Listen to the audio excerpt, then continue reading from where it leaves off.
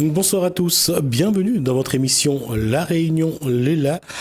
Samedi 21 avril, il y aura au moins 2 événements à La Réunion. France Alzheimer Réunion organise son gala pour ses 20 ans et c'est l'action Achète un livre pays. On débute avec France Alzheimer Réunion, c'est dans Gadiam Réunionnais.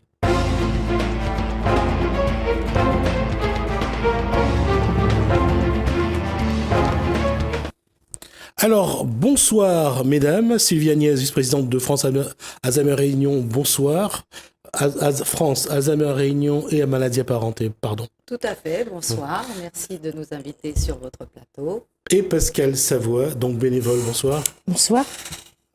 20 ans, ça sera donc le 21 avril, le gala, pour fêter 20 ans. Tout à fait, le 21 avril, soirée gala, et à l'occasion, nous fêterons les 20 ans de l'association.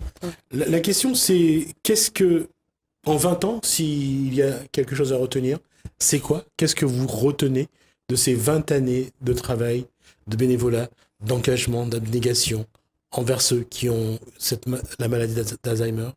Il y a eu beaucoup d'évolutions, Dieu merci. Donc, il y a beaucoup de choses qui se sont créées. Et on a avancé, surtout dans le diagnostic de la maladie. On a beaucoup œuvré, n'est-ce pas Sylvie, pour que les malades soient diagnostiqués le plus tôt possible, afin de pouvoir mettre en place avec eux des actions qui vont ralentir la maladie, parce que malheureusement, nous ne guérissons pas de cette maladie pour le moment. Donc, c'était pour ralentir la maladie et surtout venir en aide aux aidants. Alors, même si la journée internationale pour la maladie d'Alzheimer, c'est le 21 septembre, on va, avant de parler des 20 ans de France Alzheimer Réunion et maladie apparentée, on va essayer de faire un petit point déjà sur ce que c'est la maladie d'Alzheimer. On va regarder sa définition.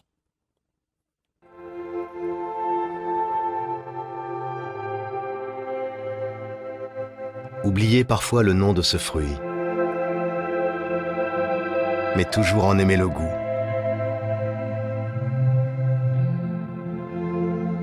Oubliez parfois le chemin,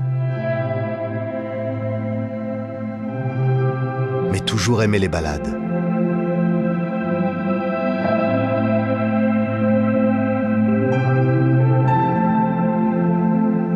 Oubliez parfois un prénom,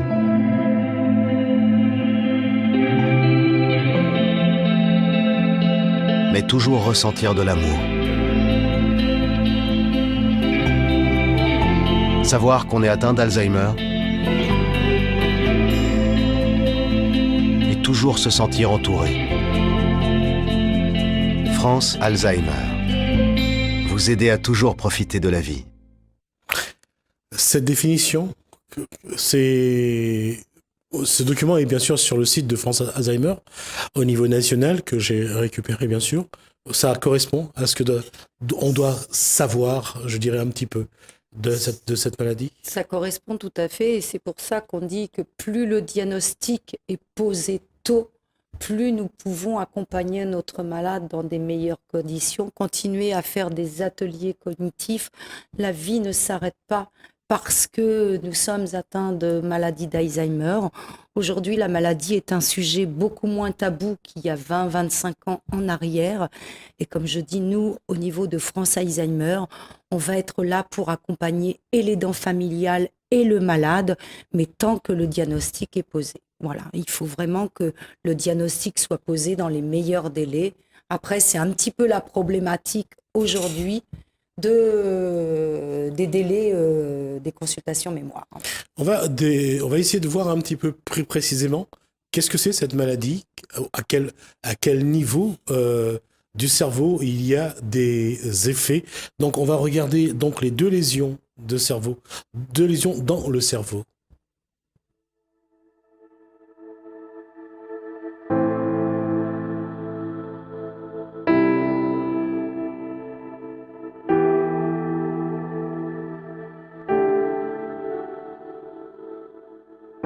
La maladie d'Alzheimer a été décrite pour la première fois en 1907 par le psychiatre allemand Alois Alzheimer. En réalisant l'étude histopathologique du cerveau de sa patiente, nommée Auguste D, qui était atteinte de démence, il mit en évidence la présence de 2 types de lésions dans le cerveau, les plaques séniles et les dégénérescences neurofibrillaires. Il conclut à une maladie singulière du cortex cérébral. 100 ans après, grâce aux techniques scientifiques actuelles, la recherche a fait un bond dans la compréhension de la maladie. Nous savons que le cerveau est constitué de neurones et qu'ils sont connectés entre eux pour former un vaste réseau. Ces connexions, appelées synapses, permettent de faire passer l'information d'un neurone à un autre. Dans la maladie d'Alzheimer, 10 à 15 ans avant l'apparition des premiers symptômes, 2 lésions principales se forment dans le cerveau. Les plaques séniles, constituées de la protéine bêta-amyloïde, et les dégénérescences neurofibrillaires, constituées de la protéine tau. On s'arrête là sur ce reportage parce que après ça devient un peu plus compliqué et ça sera difficile à expliquer. On voit donc les deux endroits du cerveau qui sont à un moment ou à un autre, je dirais, pas attaqués, mais qui commencent déjà à être donc touchés par la maladie. On va voir tout de suite les symptômes. Comment on voit qu'une personne a la maladie d'Alzheimer. Cette vidéo date de 2014, donc, et c'est sur le site Retraite Plus que je l'ai récupéré. Voyez comment on peut voir que quelqu'un peut avoir quelques symptômes de cette maladie. Comment la repérer ? Premier signe, la mémoire immédiate. Il arrive à tout un chacun d'oublier le nom d'une personne ou l'heure d'un rendez-vous et de s'en rappeler ensuite. Le malade d'Alzheimer, lui, oublie systématiquement les événements récents et ne s'en souviendra jamais. Deuxième signe, les tâches familières. La maladie d'Alzheimer a des répercussions sur la capacité du malade à exécuter des tâches familières pourtant élémentaires, comme faire son lit, écrire, cuisiner ou boutonner tout simplement sa veste. On note également un ralentissement progressif de la marche. Troisièmement, les troubles du langage. Il est parfois difficile de trouver le mot juste. Le malade, lui, a tendance à perdre l'emploi des mots courants pour leur substituer des mots incongrus et ne jamais finir ses phrases, ce qui rend son discours souvent incohérent et incompréhensible.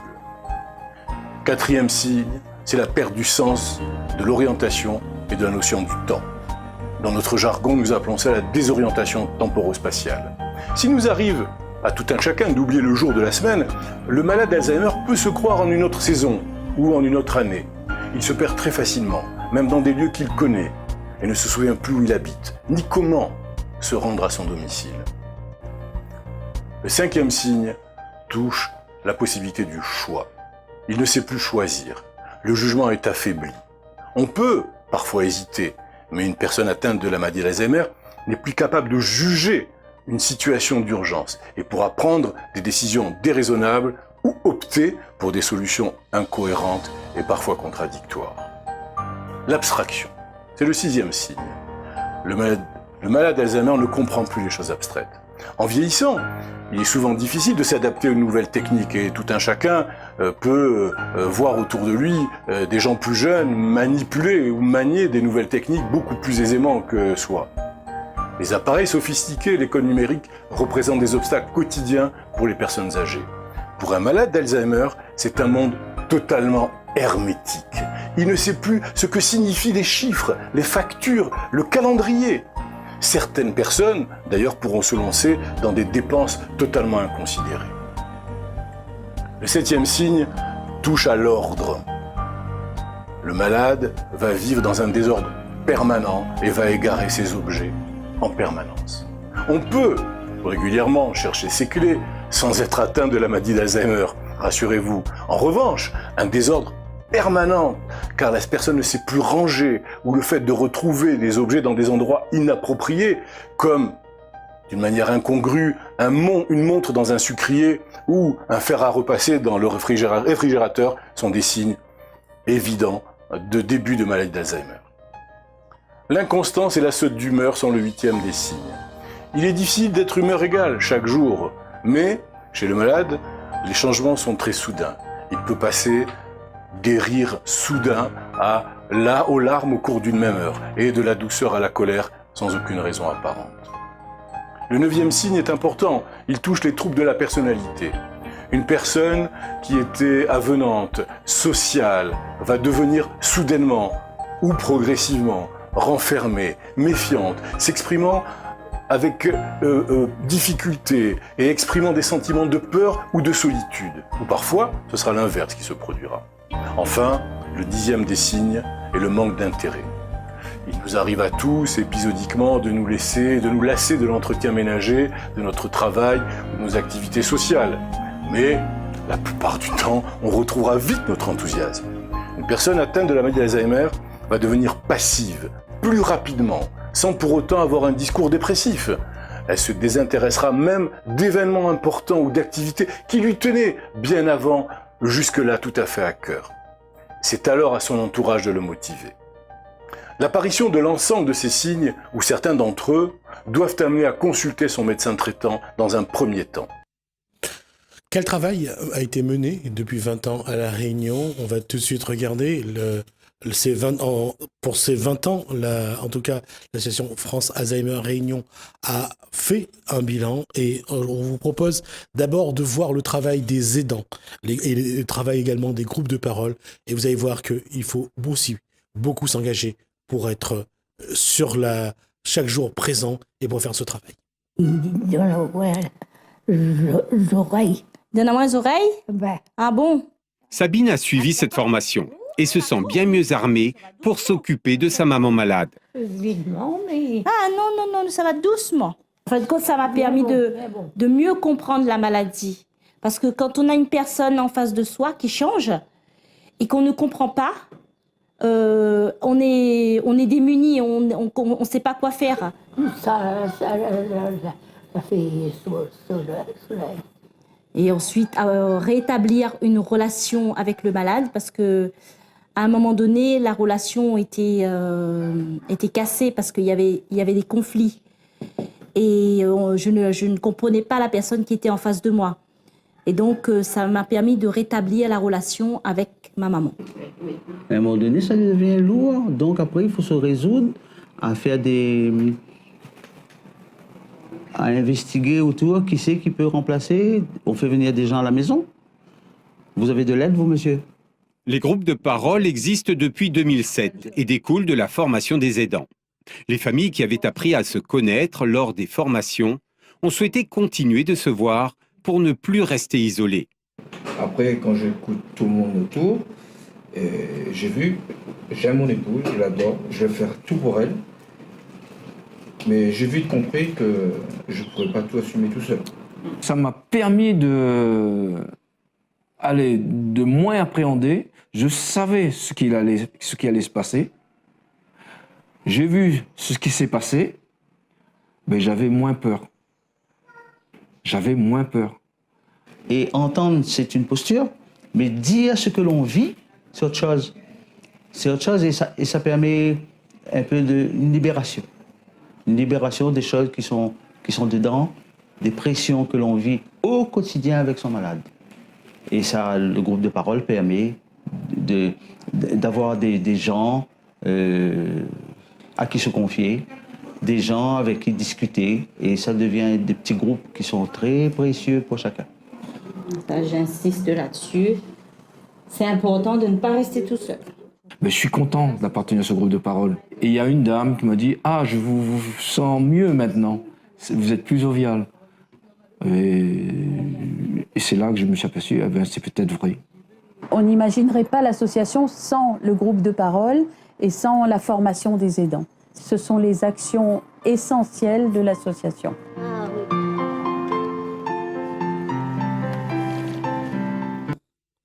Je vous vois regarder le document, ce que dit Gabrielle Fontaine, la présidente de France Alzheimer Réunion et maladies apparentées. C'est vrai, c'est-à-dire que ça a commencé par la formation, ça a commencé par les groupes de parole, par les aidants. C'est comme ça que ça a évolué en 20 ans. Tout à fait. Et on s'est aperçu, comme c'est dit dans le reportage, que les groupes de parole sont très, très aidants pour les aidants. J'en veux pour preuve dans l'Ouest qu'on a de plus en plus de personnes qui participent à ces groupes de parole. Et quand on en discute avec eux après, ils vous disent « ça m'apporte énormément et j'ai envie de revenir régulièrement au groupe de parole ». Et pour les aidants, généralement, les aidants, ça reste un membre de la famille ou il vaut mieux que ce soit quelqu'un de l'extérieur pour qu'il y ait plus de recul par rapport à la situation, pour qu'il y ait plus je dirais, de distance pour mieux travailler avec la personne malade? Il faut les deux. Il faut d'abord l'aidant familial. En général, c'est une fille, hein, de plus souvent. Une fille ou une épouse ou un époux, hein, pour le malade.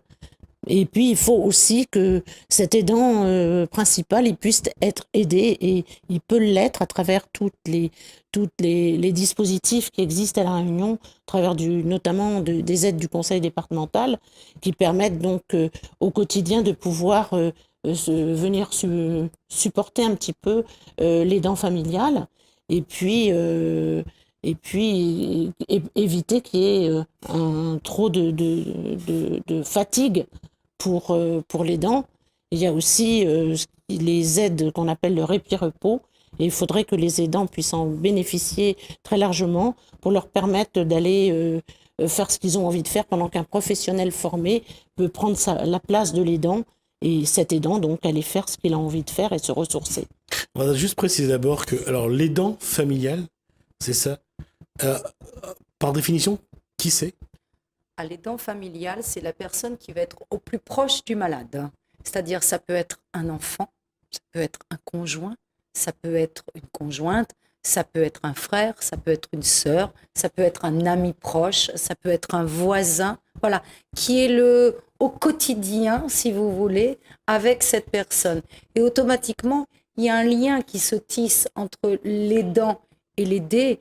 Et on a souvent ici le cas à La Réunion sur des grandes fratries où il va y avoir des fois 6, 7 enfants, mais comment je veux dire, le parent va vraiment tisser un lien, peut-être avec une fille ou un fils avec lequel il n'y avait pas spécialement d'atome crochu et qui va préférer que ce soit vraiment son aidant familial.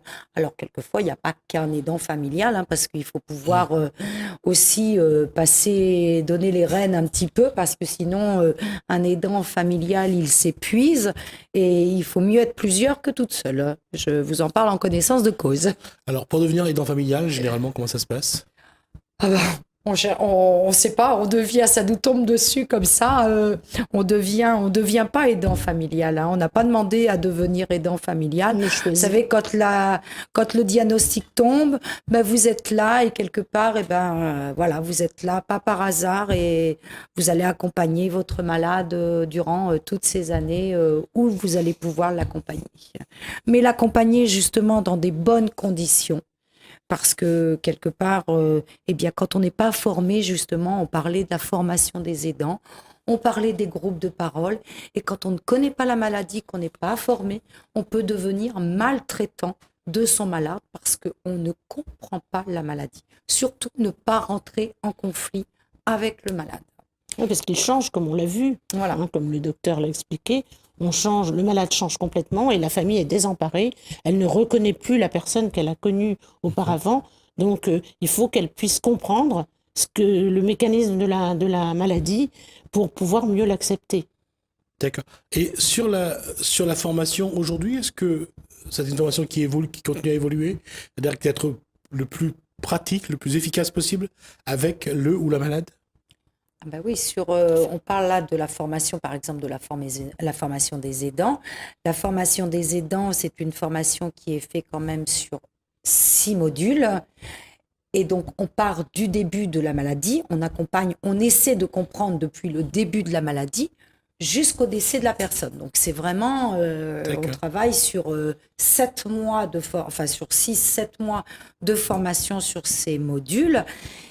Et il faut savoir, on en parlait tout à l'heure quand on a vu le reportage là sur la maladie par elle-même avec les plaques séniles et tout. C'est pour ça que je vous disais tout à l'heure, plus on est diagnostiqué tôt, plus on peut être accompagné par l'association. Parce que généralement, quand le diagnostic tombe, et ça a été dit tout à l'heure, entre 10 et 15 ans, que la maladie est déjà présente. Et quelquefois, on est obligé, quand on s'aperçoit des petits, maman ou papa ou ma femme, mon conjoint fait ça bizarrement, on trouve des trucs un petit peu bizarres. On a des fois des délais entre 8 mois et 1 an pour aller en consultation mémoire. Donc c'est pour ça que quelque part, on demande aux gens de ne pas attendre de nous contacter l'association pour déjà pouvoir aider ces aidants. Il y a les aidants, il y a les groupes de parole, il y a aussi les bénévoles. C'est oui, important. les bénévoles font des permanences sans rendez-vous pour permettre aux aidants qui passent devant la maison Cœur Alzheimer au port de rentrer et de venir parler avec celui qui est en permanence. Il y a des permanences, je parle pour la région ouest, il y a des permanences tous les jours, sauf le mercredi et le vendredi après-midi. Mais sinon, le reste de la semaine, il y a toujours quelqu'un qui est là pour répondre aux questions, aux préoccupations de l'aidant. Et donc ça, c'est les permanences instituées, puis on peut les conseiller, les orienter vers les diverses aides qu'ils ne connaissent pas. En ces 20 ans, il y a quelque chose sans doute que, lors du gala, les responsables mettent en avant, c'est le travail des bénévoles, l'action des bénévoles. Je vous propose de regarder. L'association ne peut exister sans ses bénévoles. Les bénévoles, c'est l'or de l'association. C'est le capital essentiel de l'association. C'est avec plaisir que nous ouvrons ce vernissage. Ce sont des bénévoles qui, tout au long de l'histoire de l'association, l'ont fait fonctionner. En s'investissant dans le conseil d'administration et en organisant différentes manifestations, en co-animant les formations et les groupes de parole, ou en faisant vivre les maisons Cœur Alzheimer. Ça va? Oui, ça va. On va se promener? Oui. Mais le rôle des bénévoles est aussi d'aller dans les familles, à la rencontre des aidants et des personnes malades. Regardez les pensées d'eau. Ah oui, les pensées d'eau. Oui, c'est joli. Ouais. On va faire une petite pause. Oui. Quand vous êtes avec Virginie, qu'est-ce que vous aimez faire? Qu'est-ce que j'aime faire, Lini? Je ne connais pas. Discuter? Discuter. Et puis, je pense que vous aimez bien aussi avoir du monde autour de vous. Ah oui, oui, ça. Le bénévole est central pour l'association. C'est une mission importante. Et c'est pour ça, si on peut dire, rejoignez-nous, vous qui avez connu la maladie ou pas, qui dit, mais ça me parle, j'ai envie de venir aider, il y a des places de bénévoles et ça se fait dans des formations aussi. Donc on apprend à être bénévole. Et après, l'action des bénévoles est primordiale. La question des bénévoles est primordiale. Je disais tout à l'heure que les bénévoles ont beaucoup compté dans l'action de France Alzheimer Réunion et maladies apparentées. C'est normal de leur rendre, en tout cas, hommage pour le travail qu'ils ont fait. Bien sûr, parce que grâce à leur énergie, peut-être que France Alzheimer ne fêterait pas ses 20 ans aujourd'hui. Donc, on a toujours besoin de bénévoles. Là où France Alzheimer a fait d'énormes progrès en 20 ans, c'est qu'aujourd'hui, on propose une formation aux bénévoles. Et ça, c'est très important. Parce que d'accompagner, quand on n'est pas concerné par la maladie, ou même quand on est concerné par la maladie, on ne va pas avoir le même lien qu'on va avoir avec son parent qu'avec une famille qu'on va aller rencontrer. Tout malade est différent. Donc, c'est très, très compliqué. Donc, c'est pour ça que France Alzheimer, aujourd'hui, forme même les bénévoles sur le terrain. Et la formation des bénévoles, alors qui peut être bénévole et comment sont-ils formés? Celui qui a envie d'être bénévole à Réunion Alzheimer peut être bénévole. Il n'y a pas de souci, on accepte toutes les personnes qui veulent faire du bénévolat. Voilà, donc les plus anciens accueillent les nouveaux et puis les accompagnent. Et puis, tout à l'heure, j'ai dit qu'on faisait les permanences, mais on fait aussi des visites à domicile, comme Sylvie vient de le dire. Et là, on est en train de proposer aux nouveaux, quand on aura une visite à domicile à faire, il y aura un ancien qui ira avec un nouveau pour qu'il voit comment ça se passe et qu'il apprenne sur le terrain ce que c'est qu'être bénévole à Réunion Alzheimer. Comment vous l'avez appris, vous? Moi, je suis une ancienne assistante sociale, donc il n'y a pas de secret. Et au début de l'association, j'ai été conviée par la présidente de l'époque, qui m'a demandé d'être à ses côtés. Alors je travaillais, j'étais pas très disponible, mais j'étais personne ressource et je venais. Et puis quand j'étais à la retraite, j'ai proposé d'être bénévole à part entière, donc à France Alzheimer. Ce qu'il faut savoir également, c'est qu'il n'y a pas besoin d'être concerné par la maladie pour être bénévole à l'association France Alzheimer. Le bénévolat, on le fait avec son cœur et voilà. On donne un petit peu de temps, le temps qu'on peut donner. D'accord. Et s'il faut retenir quelque chose de ces 20 ans, qu'est-ce que vous retiendrez? Et comment avez-vous vu évoluer l'association? Non, il y a tellement de choses de fait, déjà au niveau des locaux, enfin à tout niveau, les actions. Vas-y, Pascal. Moi, je dirais que la dernière création qui appartient donc que la précédente présidente avait à cœur, c'était la création des maisons Cœur Alzheimer. Elle a ces maisons pour les premières, celles du Nord et de l'Est, qui sont ensemble, plus celles de l'Ouest, ont été ouvertes en février 2017, donc il n'y a pas très longtemps, et on est en train de faire la montée en charge de ces maisons Cœur Alzheimer, qui sont des maisons des aidants, plus que des malades, mais les malades, quand ils viennent, ils sont aussi accueillis à travers les groupes de parole, puisque accolés au groupe de parole, il y a des ateliers d'art-thérapie pour les malades qui accompagnent les aidants qui viennent en groupe de parole, ceux qui ne peuvent pas laisser leur malade tout seul, et le malade peut encore se déplacer. Donc, ils sont pris en charge par l'art-thérapeute qu'on a aperçu tout à l'heure. Et c'est très, très confortable pour les aidants parce qu'ils savent que leur malade est pris en charge à côté d'eux par une art-thérapeute. Et donc ça, c'est très chouette. Et puis, il y a aussi d'autres activités qui sont proposées dans ces maisons Cœur Alzheimer. Ce sont des séances de relaxation, des séances de socio-esthétique. Et on va créer d'autres choses au fur et à mesure. Il y a un petit questionnaire qui a été envoyé à tous les aidants pour leur demander qu'est-ce qu'ils souhaiteraient qu'il soit mis en place pour les aider. Et nous sommes en train de dépouiller, nous allons dépouiller les questionnaires qui nous sont revenus et ça va nous donner une idée de ce que les aidants souhaiteraient en plus de ces deux ateliers dont je vous ai parlé, ce qu'ils souhaiteraient pour l'avenir dans ces maisons Cœur Alzheimer. Et tout à l'heure, Sylvie a parlé de la soirée de gala. Eh bien, c'est grâce à la soirée de gala de 2016 que les 2 premières maisons Cœur Alzheimer ont pu être créées. Et cette soirée de gala de 2018 va permettre la création d'une 3e maison Cœur Alzheimer à Saint-Pierre. Et ainsi, tout le département sera couvert. Et c'est très intéressant. Il nous reste à peine 1 minute. La question, c'est 20 ans. Là, aujourd'hui, quand vous regardez le chemin parcouru, vous vous dites quoi? Il y a encore tout un chemin à faire. On a beaucoup, beaucoup avancé, mais il y a toujours quelque chose qu'il faut faire et toujours améliorer. Donc, on sera là pour faire des choses pour les aidants et les malades. Le 21 avril, donc, c'est le gala. Il y a encore des places? Il reste encore quelques places, donc je vous invite à contacter l'association France Alzheimer au 02 62 94 20 ou 30 20, pardon, excusez-moi, ou sur nos 02 62 94 30 20. Ou sur notre site internet, donc www.réunionalzheimer.org. Donc voilà, il y a des places encore de disponibles.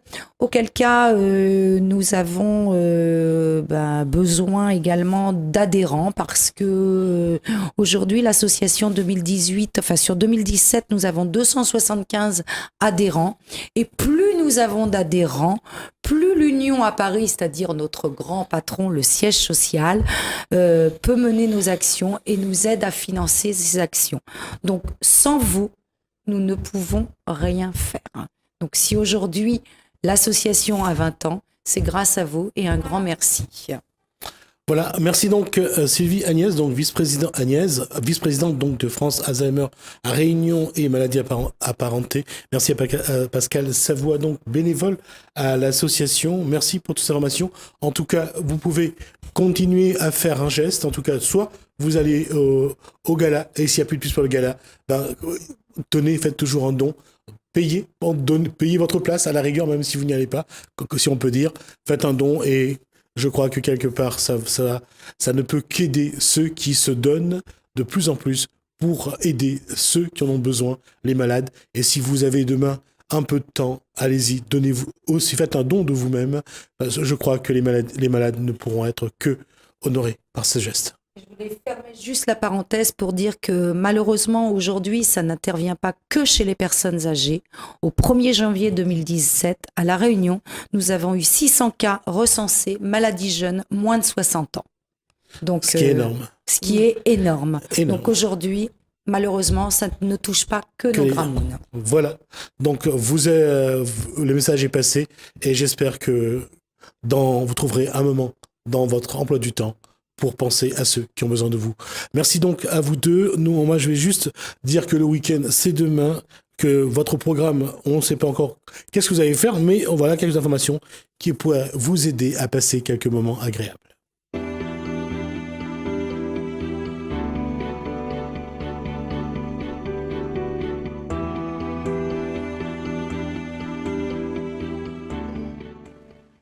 L'entre-deux, France Alzheimer Réunion organise une soirée de gala et par la même occasion fêtera ses 20 ans.